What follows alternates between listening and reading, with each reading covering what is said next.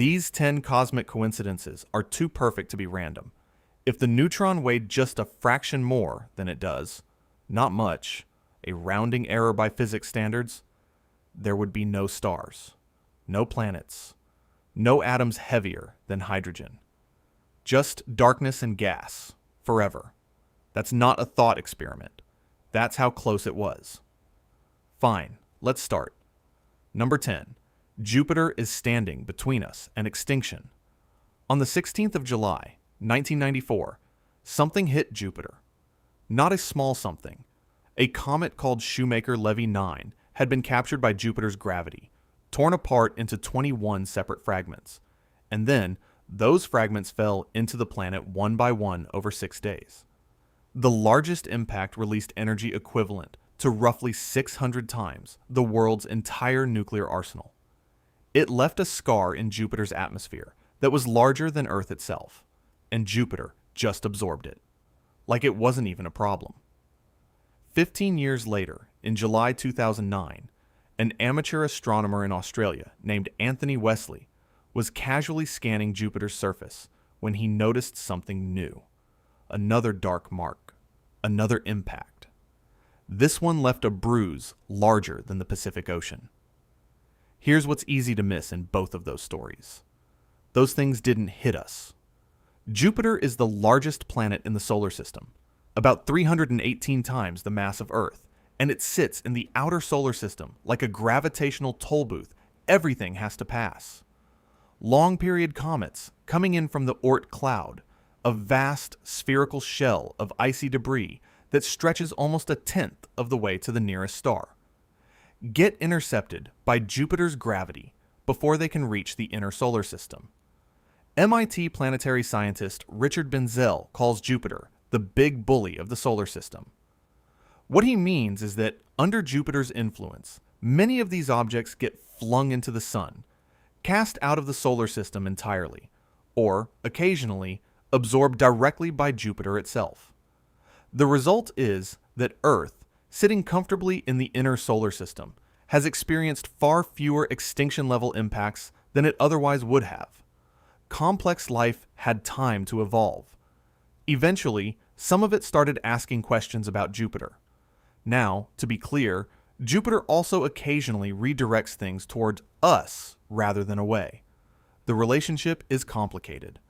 But for the long-period comet threat specifically, having a gas giant in that position is enormously protective. And in most planetary systems we've discovered, gas giants are in the wrong place, orbiting close to their stars, which would destabilize any Earth-like planet in the habitable zone entirely. We got lucky. Jupiter is in the right spot. It's been taking hits for billions of years, and we never said, thank you. Number 9. Ice does something no other solid does, and life depends on it. Take almost any substance in the universe and cool it down. As it solidifies, it contracts. The molecules slow, pack together more tightly, and the solid sinks in its own liquid. That's just how matter works. Water doesn't do that. Below 4 degrees Celsius, water starts doing something strange. Instead of continuing to contract as it cools, it begins to expand. And when it finally freezes at 0 degrees, it expands further still, forming a crystalline lattice structure with a lot of empty space built in. The result is that ice is about 9% less dense than liquid water, and so ice floats. This seems obvious because we've seen it our whole lives. Ice cubes in a glass, a frozen lake in winter, icebergs in the ocean. We're used to it. But this is genuinely weird. Ice is a solid floating on its own liquid. That's almost unheard of in nature. Here's why this matters enormously. If ice sank, as it should, by normal physical logic, then as temperatures dropped, ice would form at the surface, sink to the bottom, and accumulate. The next winter, more ice, sinking again. Over time, lakes and rivers and eventually oceans would freeze solid from the bottom up. The water above might thaw in summer, but the ice below wouldn't. Eventually, you'd have frozen bodies of water all the way through. No liquid water for aquatic life. no thermal buffering for the climate. The planet becomes a very different and much less hospitable place. But here's the part that really sticks with you. In 2015, physicists Anders Nilsson and Lars Pedersen published a paper in Nature Communications examining why water behaves this way. The anomalous properties of water, the expansion, the density reversal, the strange behavior near freezing, are linked to fluctuations between two structural states at the molecular level.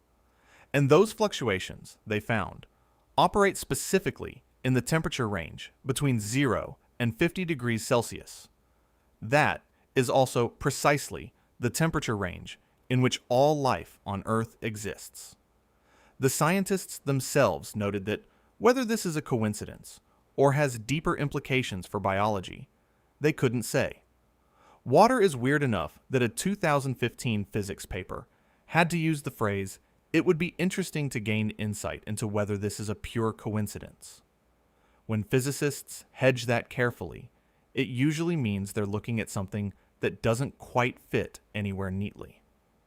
The most ordinary substance on Earth. The one we drink, swim in, mostly ignore. And it runs on physics that seems almost engineered for the existence of everything in it. Number 8.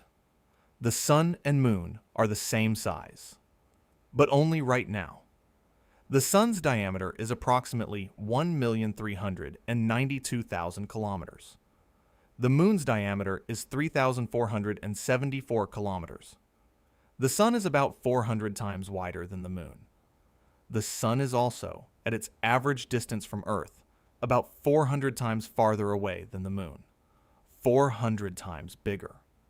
400 times farther. The result, from where we're standing, is that they appear almost exactly the same size in the sky.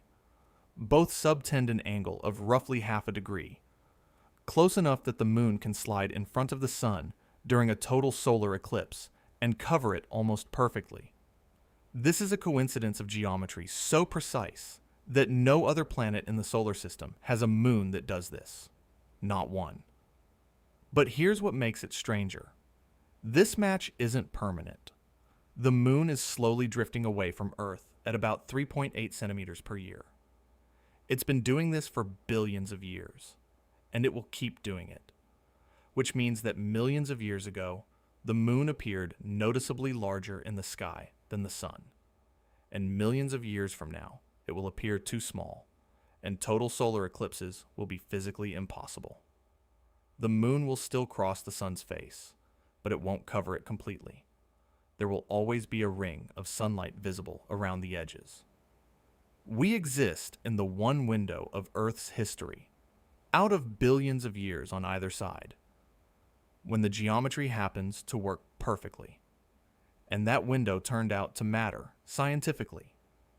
During total solar eclipses, the moon blocks the sun's glare completely, making the outer atmosphere, the corona, briefly visible from Earth.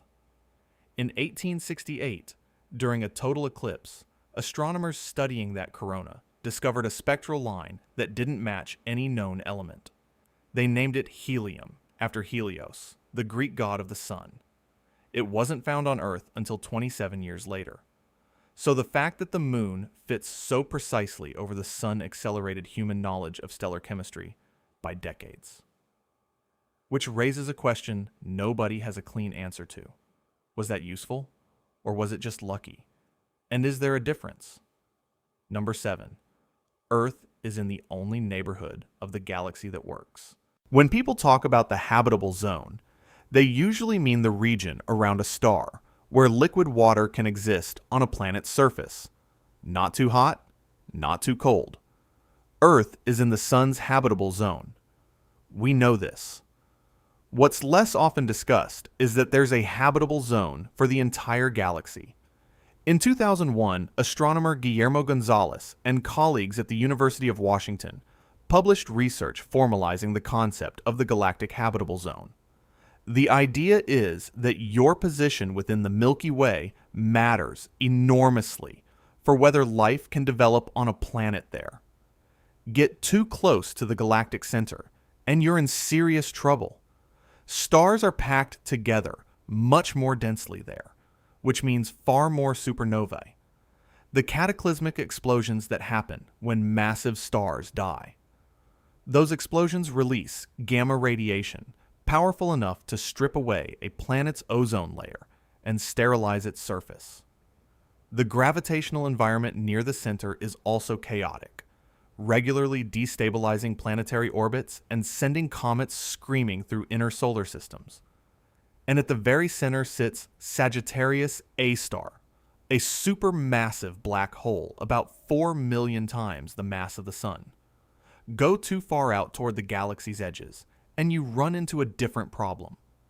Heavier elements, things like carbon, iron, silicon, oxygen, are formed inside stars and scattered outward when those stars die. Closer to the center, there have been more generations of stars, more element building, more raw material for rocky planets. The outer edges of the galaxy are element poor. You can't build an Earth-like planet without the ingredients. And then there's the spiral arms. The Milky Way has spiral arms, dense regions where star formation is active and supernovae happen frequently. Spending too much time inside one of those arms dramatically increases the radiation exposure a planet receives. Earth sits about 26,000 to 27,000 light years from the galactic center, right inside the Galactic Habitable Zone. And the Sun's orbit around the center of the galaxy is nearly circular, which means it stays at roughly the same galactic radius and crosses spiral arms as infrequently as possible. Gonzalez estimated that more than 95% of stars in the Milky Way are not in the zone. We're not just in the right solar system. We're in the right neighborhood of the right galaxy. At the right time in cosmic history, when enough heavy elements exist to build planets, but not so late that everything's been irradiated into silence. Layer by layer, the address gets more specific, and the odds get quieter. Number 6, 137, the number that drove physicists insane. There's a number in physics that has no explanation. Not like we haven't figured it out yet. More like we don't even know what kind of explanation would look like. It's called the fine structure constant, and it's approximately 1 divided by 137. More precisely, it's 0.0072973525693. This number governs the strength of electromagnetic interactions between charged particles, which means it governs atoms, which means it governs chemistry, which means it governs you. It determines how fast an electron can emit a photon, what colors atoms absorb and release, how tightly electrons are bound to nuclei, and essentially the entire structure of matter as we experience it. And here's the thing. Nobody knows why it is what it is. Every other fundamental constant in physics can be derived from deeper principles, or at least has theoretical frameworks that constrain it. The fine structure constant just sits there, dimensionless, unexplained, stubbornly itself. Richard Feynman, one of the great physicists of the 20th century, called it one of the greatest damn mysteries of physics. Arthur Eddington, the astronomer who confirmed Einstein's theory of general relativity, became so convinced the constant must be exactly 1 over 137 that he tried to derive it from pure mathematical reasoning in the 1920s and 30s. He built increasingly elaborate theoretical scaffolding. None of it worked. By the time he died, most physicists had quietly stopped taking his attempts seriously, but nobody solved it either. Wolfgang Pauli, who won the Nobel Prize in Physics in 1945, was arguably the most haunted by this number. He mentioned it in his Nobel lecture. He wrote about it throughout his career. He told colleagues he believed that when we finally understood the fine structure constant, we would understand the deep structure of the universe. He devoted significant portions of his intellectual life to trying to derive it. He never did. In 1958, Pauli fell ill during a lecture. He was taken to the Rotkreuz Hospital in Zurich. When his last assistant, Charles Enns, came to visit him, Pauli looked at him and said, "Did you see the room number?" The room was 137. Wolfgang Pauli died in that room on the 15th of December, 1958. The number he'd chased his whole career was the last thing he saw. Now, is that a coincidence? Obviously, yes. Hospital rooms have numbers. People die in hospitals. 137 is not a rare number. But Pauli saw it, and he pointed it out. And then he died. The fine structure constant still has no explanation. And the universe, apparently, has a sense of timing. Number 5. Every atom in your body won a 1 in a billion lottery. In the first moments after the Big Bang, the universe was a furnace, temperatures of trillions of degrees, pure energy rapidly condensing into particles. And according to our best understanding of physics, for every particle of matter that formed, an equal particle of antimatter formed alongside it. Matter and antimatter are identical in almost every way except one. When they meet, they annihilate. They cancel each other out completely, releasing a burst of pure energy. So if the Big Bang created equal amounts of both, you'd expect them to find each other, annihilate each other, and leave behind a universe of pure energy. No matter, no atoms, no anything. But that's not what happened. Somehow, there was a slight asymmetry. For every 1 billion matter-antimatter pairs that found each other and annihilated, one extra particle of matter was left over. 1 in a billion. Everything you can see, every galaxy, every star, every planet, every ocean, every person, every atom of carbon in every living thing on Earth is made from that residue. We are the 1 in a billion survivors of a war between matter and its opposite. Now, physics has a mechanism called CP violation that can, in principle, cause matter to be produced slightly more often than antimatter. And we've observed CP violation. It's real. The standard model of physics contains it. But here's where it gets uncomfortable. The CP violation in the standard model is measurably about 10 billion times too small to explain the asymmetry we observe. Physicists know exactly what kind of physics is needed to explain why matter won. They can describe it in mathematical detail, and they know with equal certainty that the current best theory of the universe does not contain it. The mechanism that made our universe matter-dominated, the reason anything exists at all, is missing from our equations. We exist because of a 1 in a billion advantage that physics cannot currently explain. Every atom in your body is here because of something we don't understand. And that's not a gap that's being closed quickly. It's one of the most stubbornly open questions in all of theoretical physics. You won a lottery whose rules we haven't figured out yet. Number 4. We live at the exact moment dark matter and dark energy are equal. Okay, so the universe has a budget, and it doesn't look the way you'd expect. About 5% of the universe is ordinary matter. The stuff made of atoms, every star, every planet, every gas cloud, every human being. 5%. The other 95% is two things we can't see and don't fully understand. Dark matter, which pulls things together gravitationally, and dark energy, which pushes the universe apart. Right now, dark matter makes up about 27% of the universe's energy content, and dark energy makes up about 68%. They're within a factor of roughly 3 of each other, close enough to be in the same ballpark. That sounds fine, but here's the problem. Dark matter and dark energy don't scale the same way as the universe expands. Dark matter dilutes. As space grows, the dark matter in it gets spread thinner, the same way a drop of dye gets diluted in more and more water.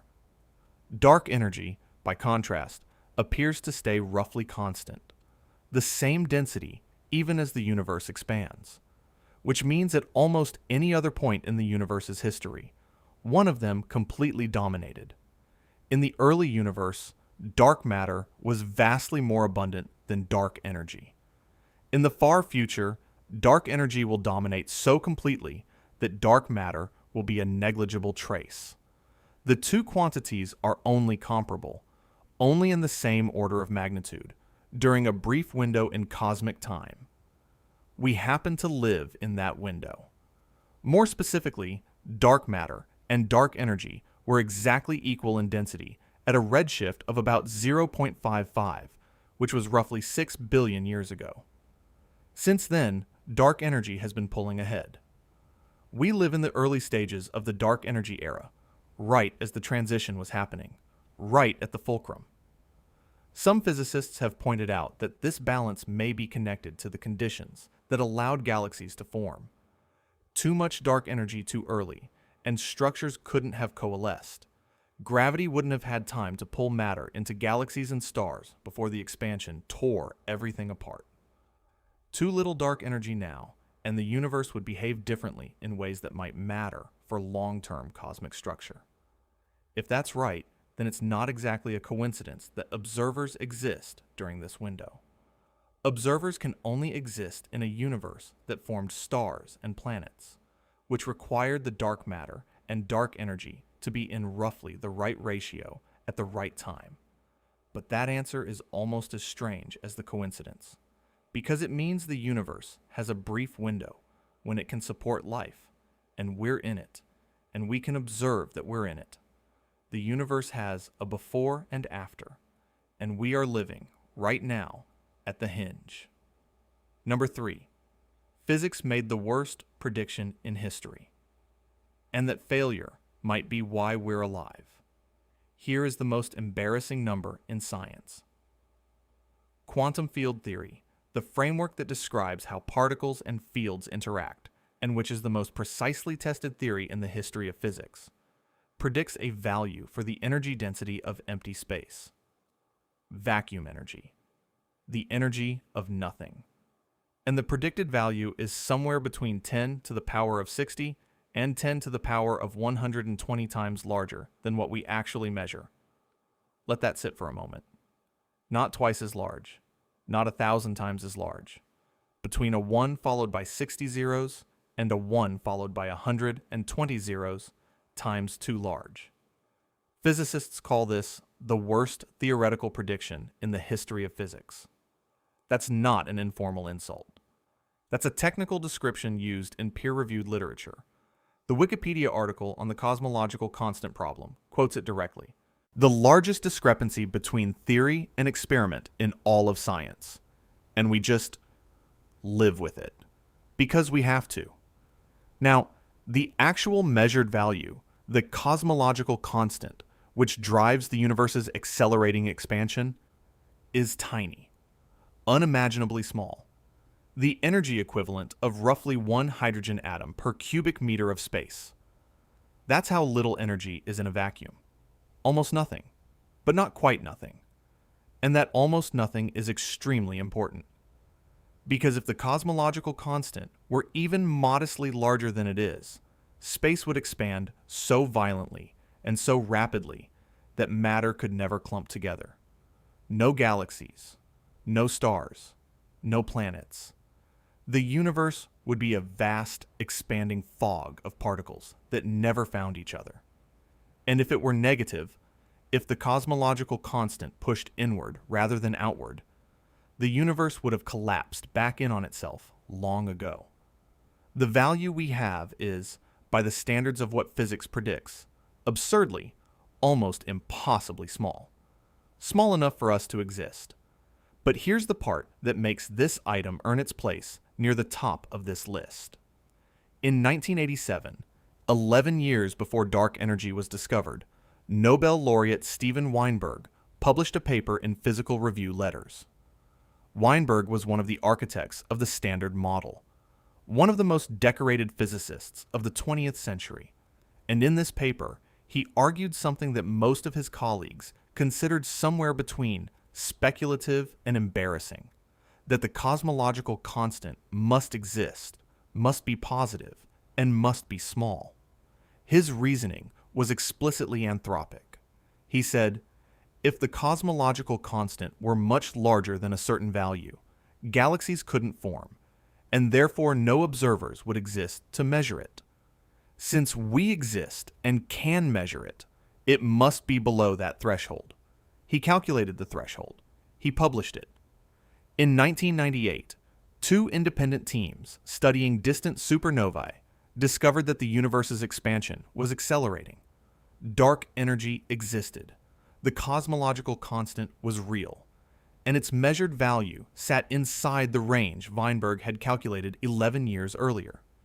He used the fact that we exist to predict a property of the universe that no one had measured yet, and he was right. The physics community didn't quite know what to do with that. Some celebrated it as a triumph of anthropic reasoning. Others argued he'd only derived an upper bound and hadn't truly predicted the value. The debate continues. But consider what that means if Weinberg's approach was valid.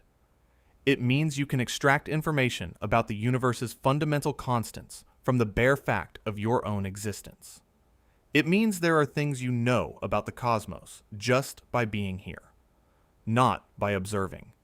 Just by being. Number 2. A 2 billion-year-old nuclear reactor proved physics hasn't changed. In 1972, a technician at a nuclear fuel processing plant in Pierre-Latte, France, was doing routine mass spectrometric analysis on uranium ore that had come from a mine in Gabon, West Africa. His name was H. Bouzig. He noticed something that shouldn't have been possible. The uranium from the Oklo deposit in Gabon contained slightly less uranium-235 than uranium ore anywhere else on Earth. Not much less, but precisely, measurably less. About 200 kilograms of uranium-235 were missing. 200 kilograms of fissile material, enough to build 6 nuclear bombs. The French Atomic Energy Commission investigated. The explanation they eventually arrived at was, on its face, completely absurd. The uranium had already been used. About 1.8 to 2 billion years ago, a self-sustaining nuclear fission chain reaction had spontaneously occurred in the Oklo uranium deposit, run for approximately 150,000 years at a power output of around 100 kilowatts, and then quietly shut down when the water that was moderating the reaction evaporated. Earth had run a nuclear reactor 2 billion years before humans existed. 16 separate reaction zones were eventually identified. The physicist Petrov described the discovery as possibly one of the most momentous events in reactor physics since 1942, when Enrico Fermi's team achieved the first artificial sustained nuclear reaction. That's already an extraordinary story on its own, but it's not why Oklo is on this list. What makes Oklo genuinely remarkable, what elevates it from fascinating geological curiosity to something philosophically significant, is what physicists did with the waste. When a nuclear reactor runs, certain isotopes accumulate in specific ratios depending on the exact physics of the reaction. One of those isotopes, samarium-149, is a particularly efficient absorber of neutrons, and the neutron capture cross-section of samarium-149, how likely it is to absorb a neutron, is extraordinarily sensitive to the fine structure constant, that number we discussed earlier. If the fine structure constant had been even slightly different 2 billion years ago, the samarium-149 levels in Oklo's waste would look different from what they do. The isotope ratios are, in effect, a recording of the laws of physics at the time the reactor was running. So physicists analyzed those ratios, and they asked, how different could the fine structure constant have been 2 billion years ago? The answer, it could not have varied by more than about 1 part in 10 million. The laws of physics have been stable, to that precision, for 2 billion years. The universe has been running the same code since before complex life existed on this planet. Not roughly the same. Not approximately the same. The same to better than 1 part in 10 million. And we know this because a technician in France noticed 200 kilograms of uranium were missing. The universe is old, and patient, and consistent, and it left evidence of that consistency in a rock in West Africa, waiting for us to find it. Number 1. The atheist who predicted a feature of the universe, from the fact that he existed. Let's set the scene. It's the early 1950s. Fred Hoyle is a British astrophysicist, and he's working on one of the biggest unsolved problems in cosmology. Where do the elements come from? The early universe produced hydrogen and helium and trace amounts of lithium. That's it. Everything heavier than that, carbon, oxygen, nitrogen, iron, the stuff that planets and people are made of, had to come from somewhere else. Hoyle's answer, which was correct and is now textbook science, was that those elements were forged inside stars. Nuclear fusion in stellar cores builds heavier elements from lighter ones, and when stars die, especially in supernovae, those elements get scattered across space, eventually becoming the raw material for new solar systems. But there was a problem. To get from helium to carbon, you need 3 helium nuclei to fuse together. This is called the triple alpha process. The trouble is that the intermediate step, 2 helium nuclei fusing to form beryllium-8, is extraordinarily unstable. Beryllium-8 falls apart in about 10 to the power of negative 16 seconds. That's 100 million billionths of a second, essentially instantly. For a third helium nucleus to then fuse with that beryllium before it disintegrates and create carbon, the collision has to happen at almost exactly the moment the beryllium forms. Statistically, this should be far too unlikely to produce the quantities of carbon we actually see in the universe. Hoyle looked at this problem and reasoned backward. Carbon exists. We know it exists because we're made of it, and the universe is full of it. Therefore, the process that creates it must work. Therefore, there must be something making it work. And what could make an otherwise impossibly unlikely nuclear reaction proceed efficiently? A resonance. In nuclear physics, a resonance is an excited energy state of a nucleus that corresponds almost exactly to the energy of the incoming particles. When the energies match, the reaction rate jumps dramatically. The nucleus practically snaps together. Hoyle calculated that if carbon-12 had a resonance energy state at around 7.68 million electron volts, it would explain the observed abundance of carbon in the universe. In 1953, he walked into William Fowler's laboratory at Caltech. He told them what energy level they needed to find in the carbon-12 nucleus. He gave them the number. And he told them to look. They looked. They found it. The Hoyle state, as it's now called, exists at 7.654 million electron volts. Hoyle was right. The resonance is real. And Fowler won the Nobel Prize in Physics in 1983, partly for this work. Hoyle, controversially, did not receive the Nobel, a decision that remains disputed in the physics community to this day. But here's what matters for our purposes. Hoyle did not derive this from equations. He did not discover it with a telescope. He reasoned from the fact of his own existence, from the fact that carbon exists, that we are made of carbon, that therefore carbon must form efficiently in stars, to a specific, measurable prediction about the structure of an atomic nucleus. He used his existence as data, and then he discovered something he wasn't prepared for. Later analysis showed that the Hoyle state sits in an almost impossibly narrow window. The resonance energy has to be within a very small range for carbon to be produced efficiently. But it also can't be too efficient because there's an oxygen resonance nearby, and if carbon formed too quickly, it would all fuse with another helium nucleus and become oxygen instead. The carbon to oxygen ratio in the universe, which determines whether carbon chemistry and therefore life is possible, depends on the Hoyle state sitting precisely where it sits. Change the nucleon-nucleon force by 0.4%, just 0.4%, and stars would produce either nearly all carbon or nearly all oxygen, not both simultaneously. Chemistry as we know it would be impossible. 0.4%. Hoyle was a committed atheist. He said so clearly and often. He was famously skeptical of religion, of metaphysics, of any suggestion that the universe had purpose or design. and then he sat with what he'd found. And in 1981, he wrote, in an article in Engineering and Science magazine, "A common-sense interpretation of the facts suggests that a super-intellect has monkeyed with physics, as well as with chemistry and biology, and that there are no blind forces worth speaking about in nature." He didn't convert. He never claimed to believe in God in any conventional sense.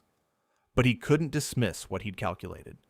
He spent the rest of his life trying to find a framework that would make the coincidence feel less like a coincidence. He tried to develop a theory of the universe in which the constants of physics would inevitably produce life. He proposed unorthodox cosmological models. He wrote things that made mainstream physicists uncomfortable. He died in 2001, still looking. Think about what that means. Here was a man who spent his career trying to prove the universe was not designed. And his most famous discovery, the one that bears his name, the one that explains how you are made of carbon, is the piece of evidence he found most difficult to explain away. He used his own existence to find a fingerprint in the fabric of nuclear physics, and then spent decades insisting it wasn't what it looked like. Maybe he was right to be cautious. The multiverse could explain it. Selection effects could explain it. There are legitimate scientific frameworks that make the Hoyle state feel less miraculous and more inevitable. But those frameworks have their own problems, their own unexplained parameters, their own places where the math just happens to work out in the one way that permits everything we see. And somewhere in all of that, in the cosmological constant, and the fine structure constant, and the neutron-proton mass difference, and the Hoyle state, and the fact that ice floats, and the fact that we're in the right galaxy, and the right solar system, and the right moment in cosmic history, somewhere in all of that, there is a question that keeps not going away. The universe didn't have to work this way. The laws of physics didn't have to produce atoms, or stars, or carbon, or water, or eyes that can look up and notice that everything is precisely arranged for them to exist. It just does. All of it. With a precision that should, if we're being honest with ourselves, feel stranger than it does. Hoyle found one thread and pulled on it, and the whole tapestry moved. We've been finding threads ever since. Nobody, not yet, can tell you what's on the other side. Thank you for watching and sticking till the end. We've got plenty more videos coming in the future. Hit that subscribe button so you don't miss them. See you in the next one.